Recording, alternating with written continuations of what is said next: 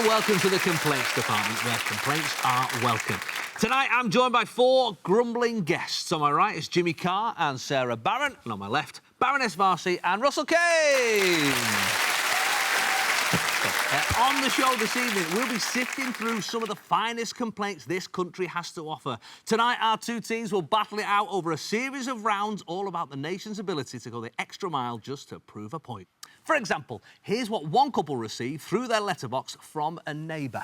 Congratulations! You have been awarded the worst curb appeal front garden on the entire road. What a disgrace. You are letting down the entire community. More respect, less neglect to our neighbourhood. It's embarrassing, don't you think? Please show some effort and give it a tidy, please. Thank you. Wow, that is some passive-aggressive neighbouring. Wow. To an art form. I mean, what could you do if you received that? I suppose you'd have to fold it up very small and shove it up your neighbour's arse. It's the clip art stars around the certificate, the extra mile of pettiness that I really love about it. I mean, I would move out of the house. It's the only thing. Was that and what I you would would do? rent it to a crack den. That's why you think I'm a bad neighbour. I'll show you bad neighbours. I think the presentation it's almost the colours and the palette of like a children's book. Yeah. Coupled with the most aggressive inter-neighbour interaction that I have ever seen. Does this seem very British to you as a visitor? I feel, if I may say, that Please. you all have made almost an art out of passive-aggressiveness. Thank you very much. I tell you why you don't have it in America, because if someone pulls that shit, you pull a gun. Exactly. Very different. Thanks so much, Jimmy. Thanks so much. What's your approach to complaining, Sara? So I'm a lawyer, first and foremost, and I think if you're going to complain, you're going to win. And so it's going to be done forensically, and you have to present the evidence, you have to present the case for the prosecution with exhibits, with witnesses, and you're going to make damn sure... It must be a nightmare. Exhibit A, a wet towel on the bed. Yeah, exactly. Russell, who does the most complaining in your house? Well, you know, Jason, I do know. I'm in a mixed relationship. It's culturally very complex. I'm married to a northern woman. I used to be quite a good complainer. Now I just stand back. She thanks herself, Lindsay. I'll do as I say, thank you, even though there's no one there. But, thank you. Northern women pluralise themselves. Excuse me, don't tell us what to do. This is not us, not me. Yeah, we are There's more than big one woman, more sisterhood. than you can handle in a head. We get all the best upgrades, all the top hotels. I don't even bother taking the bags to the rooms anymore, because Lindsay will go up, find some sort of thing to complain about. I'll just hide behind the bit of foliage in reception, and by the time I come back, they're taken care of and we just get upgraded.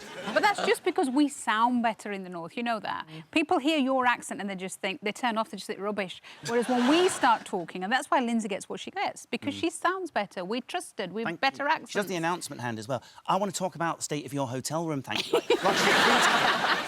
Your service is not satisfactory, thank you, next page. What about you, Jimmy? Do you do a lot of complaining? Last time I really made a fuss was I was on a flight to Los Angeles, like packed, beautiful cashmere Jim Jams to sleep on the plane. I mean, a first-class flat seat. Come on. So the plane You've always takes been a man off. of the people, haven't you?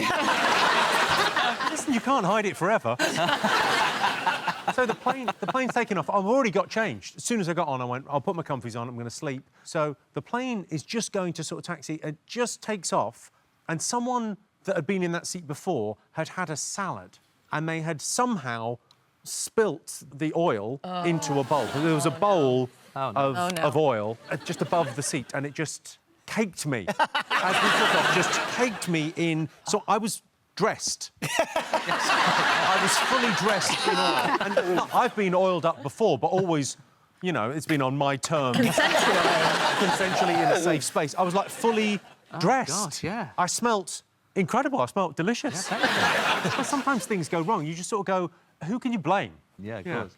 In America, when I waited tables in years in New York City, and whenever I would had a customer who was starting to ratchet up a bit in the way that your missus was, I would not want to get into it. So the second I felt that flicker of aggression, I would just go, you seem like you need a manager.